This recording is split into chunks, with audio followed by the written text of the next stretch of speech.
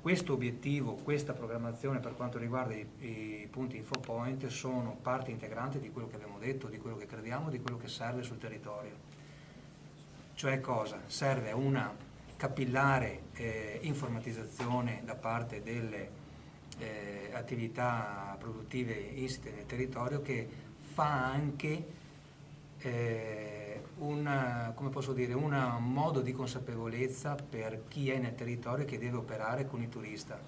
Credo che sia un ottimo strumento questo qua, oltre a quello di informatizzazione al turista e a chi ci viene a visitare dentro l'area del Parco del Delta e non solo. Credo sia un ottimo strumento perché chi opera ha la possibilità di conoscere il territorio e di avere il primo contatto con chi ci viene a visitare. È un sistema snello, è un sistema dinamico, è un sistema non nuovissimo ma nuovo per noi, perché fino ad ora varie entità sia di volontariato che istituzionali hanno lavorato e stanno lavorando tuttora, perché non sarà l'unico strumento di informazione del turista e di visitazione o meno nel territorio. Non c'è molto da aggiungere a quello che ha detto Fredo, però credo che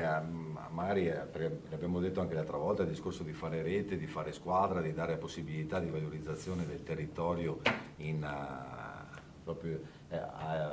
in area vasta, chiamiamola così, perché comunque da Occhiobello a Porto Tolle si può proprio parlare di area vasta in questo caso qua, ma credo che c'è da puntualizzare anche il fatto di una formazione che si va a dare, perché credo che fare turismo vuol dire essere anche formati, vuol dire anche avere la capacità conoscitiva del prodotto che si va a vendere, che è un prodotto comunque turistico ed è quindi un prodotto anche non solo di territorio, e quindi di quello che esprime il proprio territorio, dalle spiagge di Rosolina alle lagune, alle aste fluviali, ma anche proprio la formazione di un prodotto che si vende a livello anche proprio turistico. Essere formati vuol dire anche dare quindi un qualcosa in più ai turisti, anche proprio dal punto di vista anche di cognizione dell'offerta che dà questa terra meravigliosa che è il Delta del Po.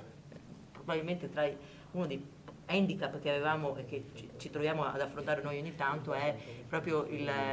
fatto di avere consapevolezza di dove ci troviamo, proprio noi come cittadini, è proprio un problema del sentiment del singolo cittadino, di capire dove si trova, di capire la bellezza del luogo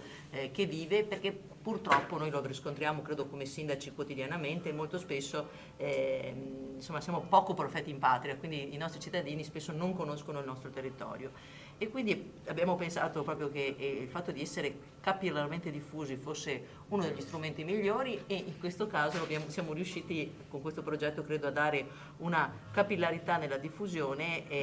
anche con un costo sostanzialmente, cosa importante, cioè, non dico irrisorio, però sicuramente non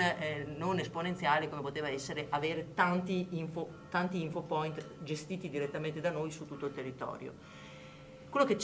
che io posso notare già dai primi giorni, da quando è uscita la pubblicità, da quando è uscita la notizia di questa iniziativa, è che tante